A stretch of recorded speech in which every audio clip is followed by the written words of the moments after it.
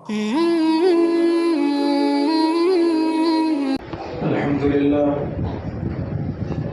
لله وكفى وسلام على عباده الذين اصطفى أما بعد قال الله تبارك وتعالى في القرآن المجيد والفرقان الحميد أعوذ بالله من الشيطان الرجيم بسم الله الرحمن الرحيم والله يدعو إلى دار السلام وقال الله تبارك وتعالى إنما المؤمنون إخوة وقال النبي صلى الله عليه وسلم المسلم أخو المسلم صدق الله العظيم وصدق رسوله النبي الكريم محترم بزرگوں اور دوستوں، نبی کریم صلی اللہ علیہ وسلم کے اس دنیا میں تشریف لانے سے پہلے امن و امان اور شانتی نہیں تھی، اتحاد و اتفاق نہیں تھا، ظلم تھا، ناانصافی تھی، خرافات تھی، ہر طاقتور کمزور کو کھانے کی کوشش کرتا تھا، اور جس کی لاٹھی اسی کا بھینس، اور جس کے ہاتھ میں ڈوئی اس کے ہاتھ میں سب کوئی، بس یہی منظر نامے تھے۔ بلکہ اس سے بھی پہلے چلیں، قرآن پاک کے اشارات سے ایک چیز معلوم ہوتی ہے۔ جب اللہ تبارک و تعالی نے حضرت آدم علیہ السلام کو بنانے کا ارادہ فرمایا اور فرشتوں سے اس کا ذکر فرمایا، وَإِذْ قَالَ رَبُّكَ لِلْمَلَائِكَةِ إِنِّي جَاعِلٌ فِي الْأَرْضِ خَلِيفَةً، فرشتوں سے جب اس کا ذکر فرمایا تو فرشتوں نے ایک بات بیان کی اور یہ کہا انہوں نے کہ اے اللہ، اگر تسبیح و تقدیس کے لیے آپ بنانا چاہتے ہیں تو ہم آپ کی تسبیح و تقدیس کے لیے کافی ہیں۔ ہم میں سے کوئی سجدے میں پڑا ہے، کوئی رکوع میں پڑا ہے، کوئی قیام میں کھڑا ہے، کوئی دعائیں کر رہا ہے، آپ کی تسبیح و تقدیس کے لیے تو ہم کافی ہیں۔ اور انہوں نے ایک بات اور کہی، کیا اس دھرتی پر آپ ایسی قوم کو بسانا چاہتے ہیں اور ایسے لوگوں کو بسانا چاہتے ہیں جو قتل و غارت گری کریں گے، خونریزی کریں گے، فساد مچائیں گے، جو زمین کے اندر خرافات مچائیں گے؟ کیا ایسے لوگوں کو آپ پیدا فرمانا چاہتے ہیں؟ مفسرین نے یہاں لکھا ہے کہ فرشتوں کو کیسے معلوم ہوا کہ انسان اس دنیا میں آ کر کے شانتی نہیں مچائے گا، شانتی کے ساتھ نہیں رہے گا؟ اس لیے کہ اس سے پہلے جو قوم آباد تھی، اس سے پہلے جو جنات تھے، شیاطین تھے، وہ آپس میں لڑتے جھگڑتے تھے اور ایک کوہرام مچا رکھا تھا۔ تو فرشتوں نے ان پر قیاس کرتے ہوئے اور ان کو دیکھتے ہوئے یہ بات کہی کہ انسان بھی اسی طرح کریں گے۔ پتہ کیا چلا؟ پتہ یہ چلا کہ نبی، سب سے پہلے نبی کے آنے سے پہلے بھی دنیا میں امن و شانتی نہیں تھی۔ حضرت آدم علیہ السلام سے پہلے بھی جو چیز بھی یہاں آباد تھی، شیاطین، جنات، وہ آپس میں لڑتے جھگڑتے تھے، خونریزی کرتے تھے، قتل و غارت گری کرتے تھے، فساد مچاتے تھے۔ اسی لیے فرشتوں نے ان کا حوالہ دے کر کے یہ بات کہی تھی۔ پھر کیا ہوا؟ پھر اللہ تبارک و تعالی نے حضرت آدم علیہ السلام کو بنایا، نبوت عطا فرمائی، اور وہ پورا ایک سلسلہ شروع ہوا، اور وہ سلسلہ ایسا تھا دنیا میں امن لانے والا، شانتی لانے والا، سکون لانے والا۔ اور اسی سلسلے کی آخری مہر اور اسی سلسلے کی تکمیل کرنے کے لیے انبیاء کے سردار حضرت محمد رسول اللہ صلی اللہ علیہ وسلم صلح و آشتی اور امن کا پیغام لے کر کے آپ اس دنیا میں تشریف لائے، اور پھر دنیا والوں نے اپنی کھلی آنکھوں دیکھا کہ اس دھرتی نے اس سے زیادہ امن و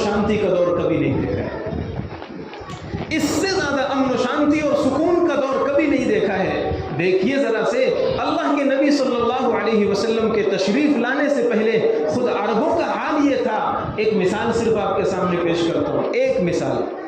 ایک عورت تھی اس زمانے میں، اس کا نام تھا بسوس، پہلے کی بات ہے، بسوس نام تھا۔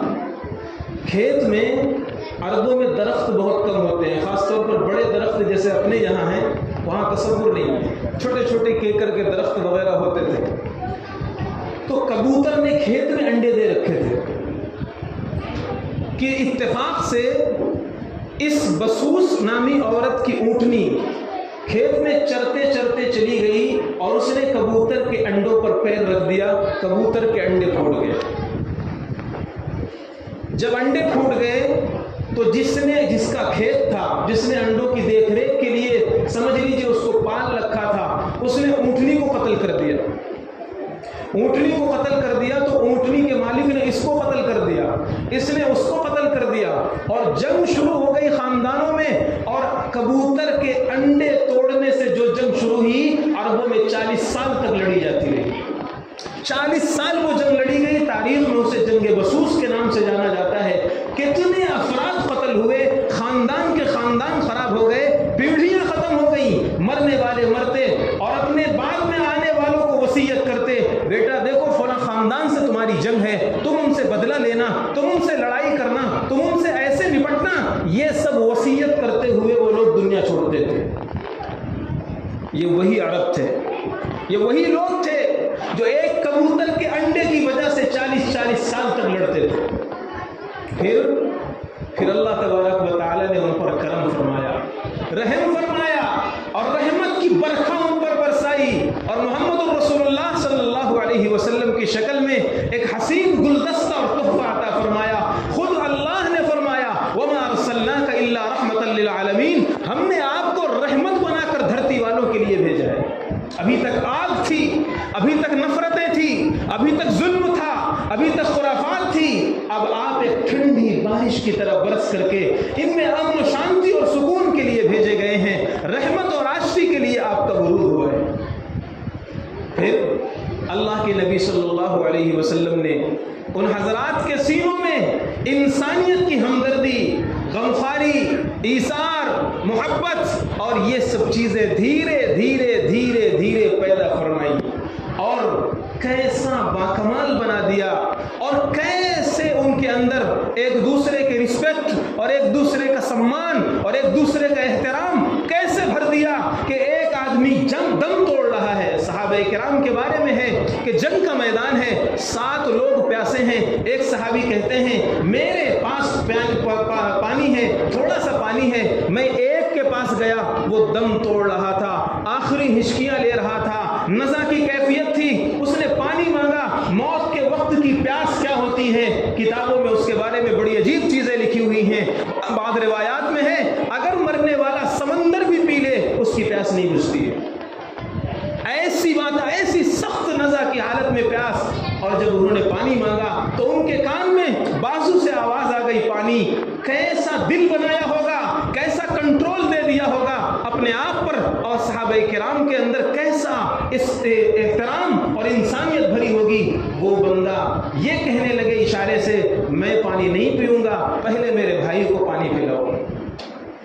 وہاں جب پہنچے وہاں بھی آواز آئی بازو سے پہلے میں پانی نہیں پیوں گا، میرے بھائی کو پانی پلاؤ۔ اسی طرح 7 لوگوں نے پانی کا تقاضا کیا۔ وہ صحابی فرماتے ہیں میں پانی لے کر ایک کے پاس گیا، جب آخری کے پاس گیا وہ دم توڑ چکے تھے، میں پیچھے پلٹا، سارے کے سارے اپنے اللہ کے حضور پہنچ چکے تھے، جان ان کی نکل چکی تھی، لیکن کسی نے اپنے بھائی سے پہلے پانی پینا گوارا نہ کیا۔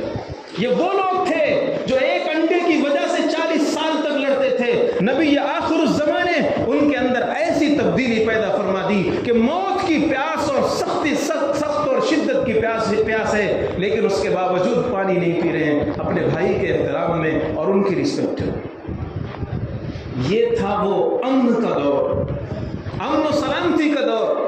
اور پھر یہی نہیں کہ اللہ کے نبی صلی اللہ علیہ وسلم نے صرف عام حالات میں، نارمل حالات میں ایک دوسرے کا احترام سکھلایا ہو، ایک دوسرے کا سمان سکھلایا ہو، نہیں، جنگ احد کا موقع ہے۔ آپ دیکھیے آج دنیا میں کیا ہو رہا ہے، کسی کو بتانے کی ضرورت نہیں، کسی کو سمجھانے کی ضرورت نہیں، دنیا میں جو تہذیب و ترقی کے نام لیوا لوگ ہیں، جو اپنے کو تہذیب و ثقافت کا علم بردار سمجھتے ہیں، جو اپنے کو بہت زیادہ جینیس، اپنے کو بہت زیادہ مائنڈڈ، اپنے کو بہت زیادہ ترقی والے، تہذیب والے، ثقافت والے اور اپنے کو بہت اونچے طبقے اور ہائی گریڈ کے لوگ سمجھتے ہیں، آج دنیا میں وہ کیا کر رہے ہیں اور کیا ہو رہا ہے یہ ہم لوگوں سے ڈھکا چھپا نہیں ہے۔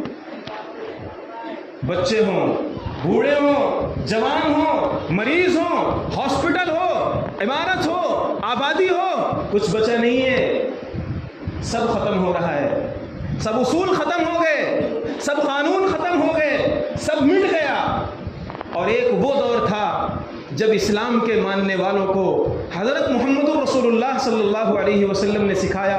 ابو دجانہ ایک صحابی ہیں، بہادر صحابی، جنگ احد کا موقع ہے، اللہ کے نبی صلی اللہ علیہ وسلم نے اپنی تلوار ابو دجانہ کے ہاتھ میں تھمائی۔ جب حضرت ابو دجانہ تلوار نبی کی لے کر ہاتھ میں آگے بڑھتے ہیں تو ان کے اندر ایک فخر کے جذبات پیدا ہونے لگے، اور ان کے اندر ایک طرح کا فخر آنے لگا کہ آج نبی آخر الزماں کی تلوار ابو دجانہ کے ہاتھ میں ہے۔ وہ تھوڑا سینہ تال کر چلنے لگے، آگے بڑھنے لگے۔ جب تھوڑا آگے بڑھے، پیغمبر نے ان کو آواز دی اور بلایا، اور بلا کر فرمایا، ابو دجانہ یاد رکھو تمہاری یہ تلوار کسی عورت کے اوپر نہیں اٹھنا چاہیے، تمہاری یہ تلوار کسی بوڑھے پر نہیں چلنی چاہیے، تمہاری یہ تلوار کسی بچے پر نہیں چلنی چاہیے، تمہاری یہ تلوار گرجا گھر میں بیٹھے ہوئے عبادت گزاروں پر نہیں چلنی چاہیے، راہبوں پر تمہاری تلوار نہیں چلنی چاہیے۔ جو میدان جنگ سے پیچھے ہٹ جائے، بھاگ جائے، دور چلا جائے، میدان جنگ میں حصہ نہ لے، اس پر تمہاری یہ تلوار نہیں چلنی چاہیے۔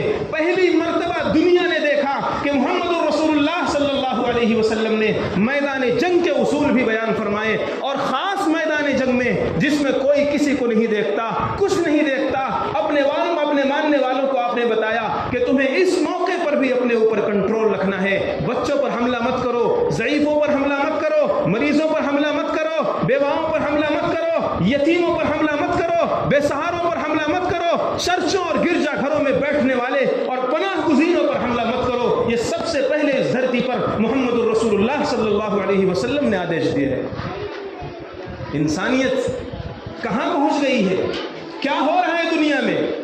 ان آنکھوں نے جو منظر دیکھے ہیں وہ شاید بیان کرنے کے لائق ہیں۔ سب اصول ختم ہو گئے ہیں، کوئی قانون نہیں ہے، اور جتنا دنیا کو امن و شانتی اور سکون و راحت اسلام دے سکتا ہے، اسلام کی تعلیمات دے سکتی ہیں، کوئی دوسرا نہیں پیش کر سکتا۔ اور ایسا نہیں ہے کہ یہ صرف ہوائی چیز ہے، بلکہ اس سے پہلے نبی آخر الزماں صلی اللہ علیہ وسلم نے کر کے دکھلایا ہے، ان کے ماننے والوں نے کر کے دکھلایا ہے۔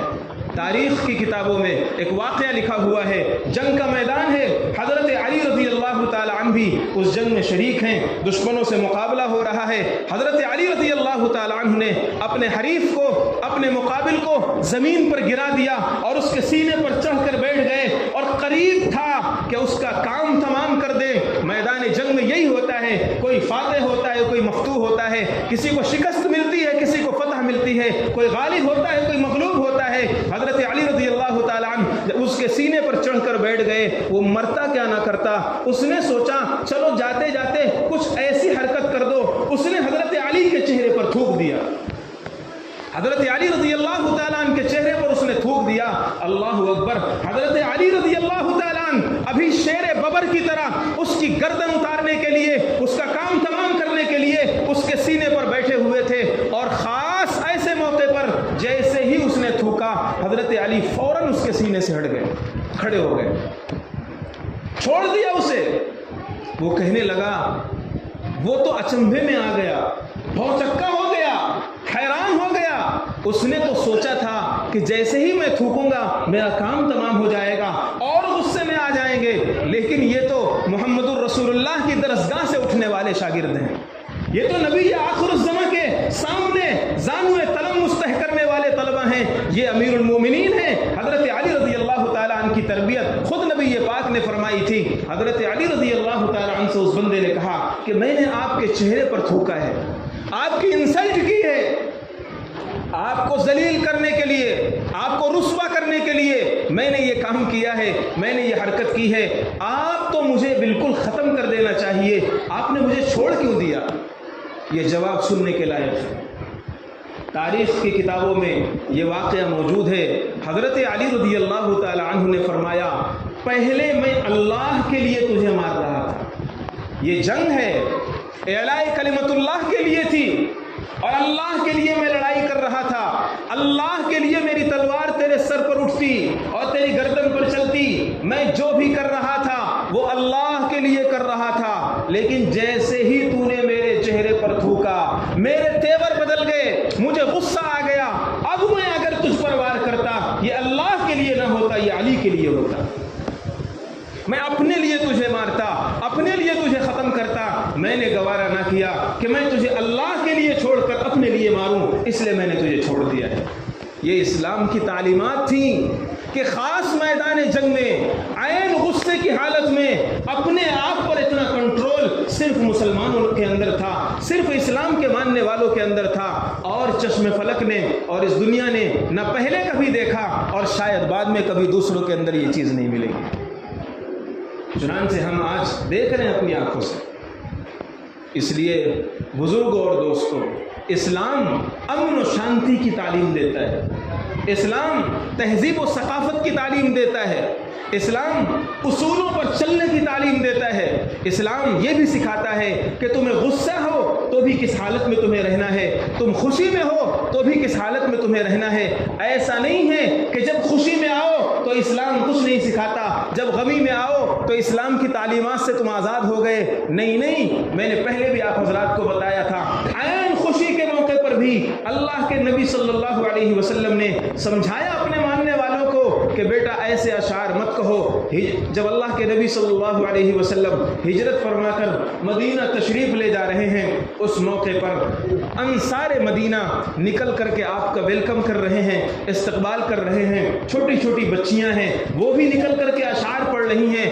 اللہ کے نبی صلی اللہ علیہ وسلم ایک قافلے سے کچھ لوگوں کے پاس سے گزرے, وہاں دونوں طرف راستے کے اس طرف اور راستے کے اس طرف چھوٹی چھوٹی بچیاں ہیں اور وہ شعر پڑھ رہی ہیں. طلع البدر علينا من ثنيات الوداع وجب الشكر علينا ما دعا لله داعي. یہ اشعار پڑھ رہی ہیں, یہ پورا قصیدہ ہے, اشعار پڑھ رہی ہیں. انہی شعر میں ایک بچی نے پڑھتے پڑھتے خوشی میں ایک شعر پڑھا, اور شعر یہ تھا, وَفِينَا نَبِيٌّ يَعْلَمُ مَا فِي غَدِي, وَفِينَا نَبِيٌّ يَعْلَمُ مَا فِي غَدِي, کہ ہمارے درمیان ایک ایسے نبی آ رہے ہیں جو آئندہ تمام باتوں کو جاننے والے ہیں, جو قیامت تک آنے والی تمام چیزوں کا علم رکھنے والے ہیں. اللہ کے نبی صلی اللہ علیہ وسلم نے اس بچی کو وہیں پر روک دیا, اسکتی عن ہذہ وقولی ما کنت تقولین قبلا. او بچی, یہ اللہ کی صفت ہے, پیچھے کیا ہوا, آئندہ کیا ہوگا, صرف وحدہ لا شریک جانتا ہے. عالم الغیب والشہادہ اللہ ہے, اللہ اللہ ہے, رسول اللہ ہیں. اللہ کے اختیارات الگ ہیں, رسول اللہ کے اختیارات الگ ہیں. اللہ کے پیغمبر نے عین خوشی کے موقع پر اس بچی کو شعر پڑھنے سے روک دیا. پتہ کیا چلا؟ پتہ یہ چلا کہ اسلام یہ نہیں سکھاتا کہ تم خوشی کے موقع پر بالکل آزاد ہو, جو چاہو کرو, جیسے چاہو رہو. جب شادیاں ہوں کیسے بھی ڈھول تاشے بجاؤ, مرد و زن کا اختلاط کرو, کیسے بھی حال بک کرو, کیسے بھی فضول خرچی کرو, کیسی بھی چیزیں پکواؤ, کیسی بھی چیزیں بانٹو. یہ اسلام نہیں سکھاتا. اسلام خوشی کے اصولوں کو بھی سکھاتا ہے اور غصے اور غم کے اصولوں کو بھی سکھاتا ہے. اسلام بیڈ روم سے لے کر میدان کارزار تک, میدان جنگ تک اصول بتاتا ہے. ہمیں بچوں کو دیکھنا ہے, ہمیں مریضوں کو دیکھنا ہے. ایسا نہیں ہاسپٹل میں بمباری کر دی گئی, ختم سب, بچے ہوں, بوڑھے ہوں, جوان ہوں, اس میں بیوہ عورتیں ہیں, اس میں مریض عورتیں ہیں, اس میں زخمی ہیں جو اپنے ملہم اور علاج کے لیے وہاں بیٹھے ہوئے ہیں, سب ختم کر دیے گئے. کیا اس دنیا میں اس سے زیادہ بے اصولی کوئی اور بتائی جا سکتی ہے؟ اور پھر اس پر بھی یہ کہا جاتا ہے کہ اسلام کے ماننے والے ہی دہشت پھیلاتے ہیں، اسلام کے ماننے والے ہی امن و شانتی خراب کرتے ہیں۔ آپ یہ بتائیے اسلام جتنا امن و شانتی کی تعلیم دیتا ہے دنیا کے کسی طبقے اور خطے میں اتنی تعلیم نہیں۔ میں نے اس کی کئی مثالیں آپ حضرات کے سامنے دی۔ اللہ کے نبی صلی اللہ علیہ وسلم نے جو معاشرہ کریٹ کیا تھا، جو سماج بنایا تھا حضرت عمر بن عبدالعزیز کے زمانے میں، اور یہ زیادہ دور نہیں، یہ زیادہ زمانہ نہیں، 99 ہجری میں حضرت عمر بن عبدالعزیز رحمۃ اللہ علیہ نے مسند خلافت پر قدم رکھا ہے، سن 99 ہجری میں، یعنی ایک دم شروع دور میں، اور ابھی 100 سال ہوئے ہیں نبی پاک صلی اللہ علیہ وسلم نے جو معاشرہ بنایا ہے، سماج بنایا ہے، اس 100 سال میں سماج نے کیسی ترقی کی۔ حضرت عمر بن عبدالعزیز رحمۃ اللہ علیہ کے زمانے میں یمن سے ایک عورت تنہا نکلتی ہے اور کعبۃ اللہ کا آ کر طواف کرتی ہے، وہاں سے یہاں تک کوئی آنکھ اسے اٹھا کر دیکھنے والی نہیں ملتی۔ ڈاکہ تو چھوڑیے، چوری تو چھوڑیے، اور لوٹ کھسوٹ تو چھوڑیے، جس قافلے سے، جس جگہ سے وہ گزرتی ہے مردوں کی نگاہیں نیچی ہو جاتی ہیں۔ احترام و سمان کے ساتھ وہ خاتون یمن سے لے کر صنعاء یمن سے لے کر کے کعبۃ اللہ تک آتی ہے، طواف کرتی ہے اور یہاں سے وہاں نکل جاتی ہے۔ یہ سماج اور یہ معاشرہ بنایا تھا جناب محمد رسول اللہ صلی اللہ علیہ وسلم۔ کیا ہم تعلیم دیں؟